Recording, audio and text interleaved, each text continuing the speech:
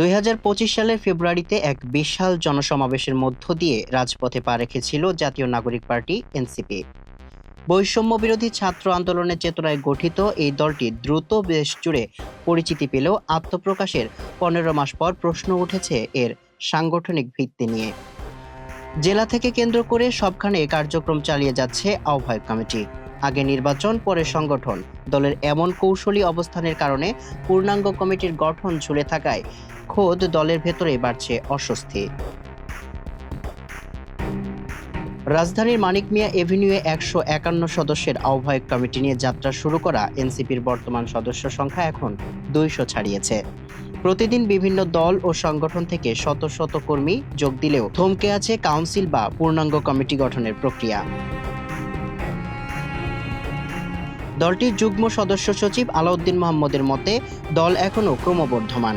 তাই এই মুহূর্তে কাউন্সিল করে নতুন যোগ দেওয়া কর্মীদের নেতৃত্বে নির্বাচনে কোনো ভূমিকা থাকবে না, যা ভবিষ্যৎ কমিটিকে প্রশ্নবিদ্ধ করতে পারে। তাই স্থিতিশীলতা না আসা পর্যন্ত বর্তমান কাঠামোতেই চলতে চায় দলটি। তবে এই ধীরে চলো নীতি নিয়ে দলের সিনিয়র নেতাদের মধ্যেই তৈরি হয়েছে দ্বিমত। তাদের মতে, শুধু নির্বাচনের দিকে মনোযোগ দিতে গিয়ে সাংগঠনিক ভিত দুর্বল হয়ে পড়েছে। কেন্দ্র থেকে উপজেলা পর্যন্ত ক্রমবর্ধমান মূলত ব্যক্তি নির্ভর হয়ে পড়েছে, যার ফলে সমন্বয়হীনতা, নেতৃত্বের দ্বন্দ্বের অভিযোগও উঠেছে। জামায়াতের সাথে জোট গঠন এবং দলীয় বিভক্তির মতো চ্যালেঞ্জগুলো কাটিয়ে উঠতে হিমশিম খাচ্ছে শীর্ষ নেতৃত্ব। দলটির আহ্বায়ক নাহিদ ইসলাম এবং সদস্য সচিব আক্তার হোসেন বর্তমানে সংসদের রাজনীতি ও স্থানীয় সরকার নির্বাচন নিয়ে ব্যস্ত সময় পার করছেন।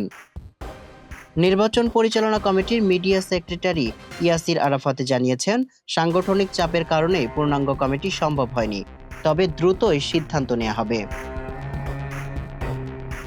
রাজনৈতিক বিশ্লেষকরা মনে করছেন, নতুন ধারার রাজনীতির বার্তা দেয়া এনসিপি যদি দ্রুত তৃণমূল পর্যন্ত শক্তিশালী সাংগঠনিক কাঠামো করতে না পারে, তবে দীর্ঘমেয়াদে টিকে থাকা কঠিন হতে পারে। সামিউল ইসলাম, মানবকণ্ঠ।